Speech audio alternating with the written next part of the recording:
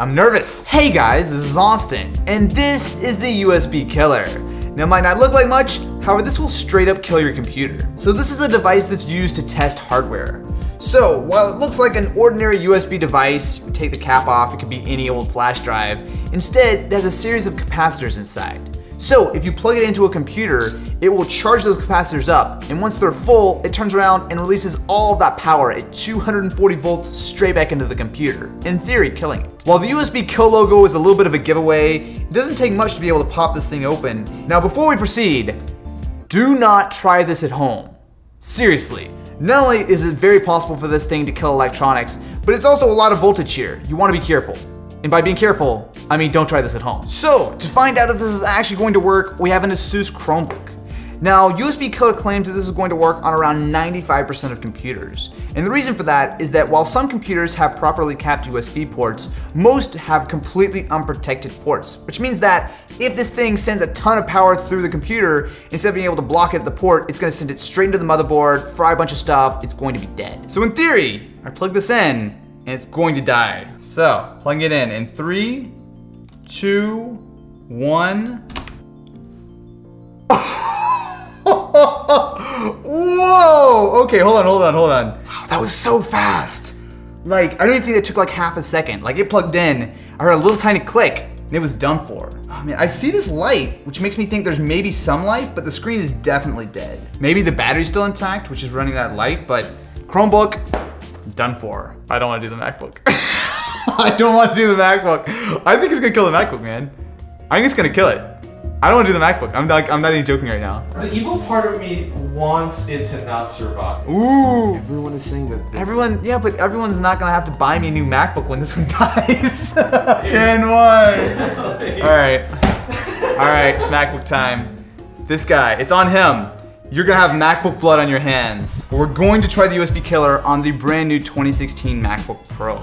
Now, normally I would not want to kill this under any circumstances. However, apparently Apple has actually fixed the USB ports so that they are not susceptible to an attack like this. So because this doesn't have normal USB ports, we're gonna be using a USB-C to USB-A adapter. This shouldn't affect anything, but we'll find out. Dude, I'm so nervous. I'm so nervous right now. All right, there's nothing to it. Let's plug the adapter in 3, 2, 1. Oh, it clicked. Oh, it's clicking, do you hear that? Oh, it survived. All right, that's enough clicking. Okay, you're good. Oh man, I was so convinced it was about to die. So now what I want to know is, did we actually kill the port? So I plug in power. Yes, so we can definitely still charge with the port, so I think everything should be fine. I also have a USB drive here, so we should be able to see it pop up. Or not. Wow, did we actually like kill the data on this port? Hang on a second. So it looks like this is still getting power, so the power part of this port still works. But as far as data goes, we completely killed that Thunderbolt port. Wow. Now it's time to raise the stakes. This is a 32-inch TV. Now this happens to be a smart TV. However, even normal flat screen TVs will typically have a USB port. So usually you plug in a flash drive to load pictures, video, or even firmware. So we're gonna find out.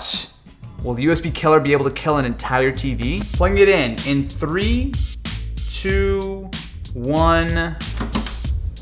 Oh, I heard it. The TV's still on. It's not ticking. I heard one loud click and that was it. I wonder, does the USB port still work? Because the TV's still fine. So to find out if this actually works or not, we're gonna plug a keyboard in, which might sound like a weird thing to do. However, since it's a smart TV, it actually does support a keyboard. So, nothing, no. I don't even think this is getting power. While the USB killer didn't kill the TV, it did at least fry the USB port. Next, we have a phone. Now this might seem like a little bit of a weird choice. However, the 6P does have a USB-C port. So, plugging into the Nexus 6P in 3, 2, 1. Oh! Whoa! Wait, the phone's rebooting. Hold on a second. Pull out. So it reset the phone. That was a really loud crack too. So everything seems to be fine on the phone. Now let's see if we can actually plug it in. So what I want to know is, does the port still work? So we have a PC here. If we plug it in, Okay, so we are charging, so at least we have that working. Do we get data? Yeah, this is acting just like a charger. It doesn't see any kind of data coming through on either side. So it might not have killed the phone, and to be fair, you can still charge, which honestly is by far the most important part of being able to use a port. However, the fact that we've killed data on 2 different USB-C devices does not bode well. This USB killer is no joke. As long as you're careful with your electronics and don't let random people plug things in, you should be fine. However, all it takes is a single second and you can do some serious damage. Now, if you're really worried about this, there are USB protectors that will actually physically lock out the ports on your computer, and I'll have one of those linked in the description. However, as long as you're careful, you should be okay. Because we did do some damage today, I wanted to give back, so we made a donation to the EFF. They do some absolutely amazing work to make sure that the internet stays open and free for everyone. If you enjoyed this video and you want to see more on the latest tech, including stuff like this, definitely be sure to subscribe to the channel, and I will catch you guys in the next one.